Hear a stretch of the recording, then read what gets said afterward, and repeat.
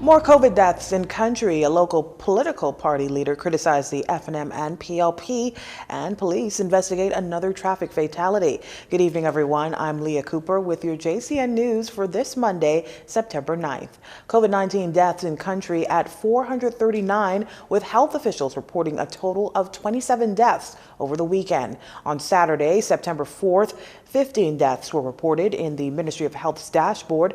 12 deaths were reported on Friday, September 3rd. Of the total deaths, 20 were residents of New Providence, 7 females ranging in age from 51 years old to 83 years old, and 13 males ranging in age from 34 years old to 74 years old. These unfortunate deaths occurred between August 7th and September 2nd. The remaining deaths include 2 females from Andros, both of whom succumbed to the virus in August, a male resident of Exuma who died on August 29th, and 2 male residents of Grand Bahama. Also included in those deaths are 2 deaths that were previously under investigation. Both residents of Grand Bahama, a male and female, who both died on August 17th. 27 deaths remain under investigation. The Ministry of Health also confirming 87 additional COVID-19 infections on Saturday. 72 cases on New Providence, 6 with a history of travel, 10 cases on Grand Bahama, 2 on Abaco, and 1 case each on Eleuthera, the Berry Islands, and Exuma.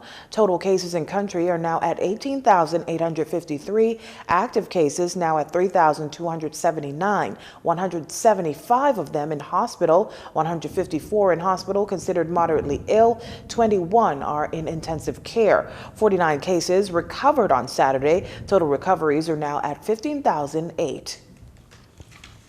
As COVID-19 deaths and cases continue to increase in country, COVID-19 vaccination centers are offering extended and weekend hours. The National COVID-19 Vaccine Consultative Committee says select COVID-19 vaccination centers on New Providence will offer extended hours this week to better accommodate school-aged children eligible to receive the Pfizer vaccine. The Kendall Isaacs Gym, St. Joseph Parish Hall, and Loyola Hall will operate until 7 p.m. this week, and on Saturday, September 11th from 9 a.m. to 4 p.m. Bahamar Malia vaccination site will also operate on Saturday between the hours of 9 a.m. to 4 p.m. St. Anselm's Parish Hall Vaccination Center will operate from 9 a.m. to 4 p.m. Monday to Friday.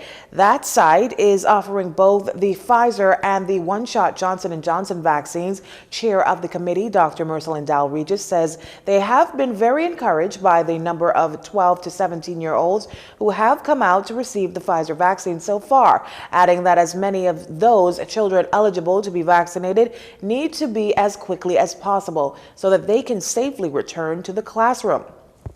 As of Friday, the 3rd of September, 5,154 12 to 17-year-olds have received a first dose of the Pfizer vaccine. Meantime, administration of the second doses of the AstraZeneca vaccine will resume on New Providence starting Tuesday, the 14th of September. Vaccination teams are returning to Long Island, Exuma, Andros, and Rumkey this week to administer the Johnson & Johnson vaccine, first doses of the Pfizer vaccine, and second doses of the AstraZeneca vaccine. First doses of the AstraZeneca vaccine are no longer being administered. COVID-19 vaccines have been delivered to San Salvador, Bimini, Inagua, Acklands, Crooked Island, and Cat Island to be administered by the local health teams. Mayaguana is scheduled to receive vaccines today. To make an appointment online, visit vax.gov.bs. Walk-up appointments are available at all vaccination centers. There's been a steady rebound in the economy, pushing revenue performance beyond expectations.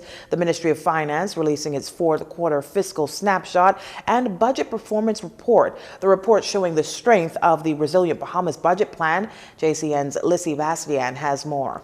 The Ministry of Finance's 4th quarter budget report has been released, and that report shows the strength of Resilient Bahamas budget plan. Preliminary data on the budget performance for fiscal year 2020-2021 shows the government performed materially in line with the parliamentary approved fiscal targets, closing the year with a budget deficit of $1.3 billion, inclusive of $273.3 million in COVID-19 related expenditures and $68 million approved in June by Parliament to build a major multi-story extension to the Princess Margaret Hospital. Minister of State for Finance, Kwesi Thompson, says the second half budget performance shows the strength of the government's resilient Bahamas budget plan, which anchored the stability of the Bahamian economy during the most catastrophic economic event in the history of the country. Mr. Thompson says not only did the government provide safeguards for the most vulnerable Bahamians and support the business community, but it also continued to build infrastructure to modernize the Bahamas.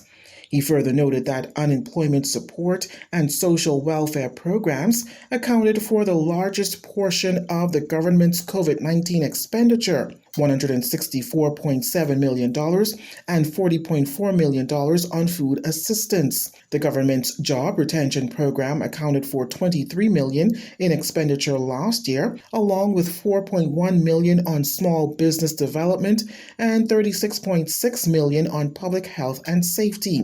The Minister of State for Finance says this administration has faced economic conditions that no other government has ever had to manage. Through it all, they have demonstrated sound and stable fiscal management.